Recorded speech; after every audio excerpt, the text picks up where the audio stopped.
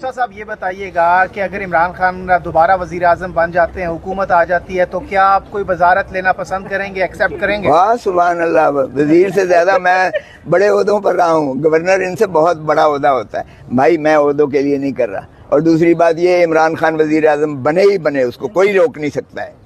ये जो अवामी पजीराई है, इसको कोई रोक नहीं सकता है। एक बात, और दूसरी बात जरा मेरी वजारत का भूल जाओ। मेरी वजारत ना मैं इंटरेस्टेड हूँ, ना मैंने वजारत के लिए या किसी लालच के लिए किया है। मैं पाकिस्तान के लिए खड़ा हूँ, आइन की बालादस्ती के लिए। अगर खान साहब घर आकर आपको इन्वाइट करते हैं यार, अभी तो मुझे जरा एंजॉय करने दो ये वकालत का फेज जो है। अभी तो मैं, इरादा है आपका पीटीआई में शमूलियत का? नहीं, आगे कुछ भी हो सकता है, लेकिन सवाल ये है कि मैं कौम और मुल्क के लिए पहली मेरी तरजीह है आइन पर अमलदारी की जाए, रूल ऑफ लॉ होना चाहिए इस मुल्क में। जमहूर को हक दो, जमहूर को, अवाम को हक दो।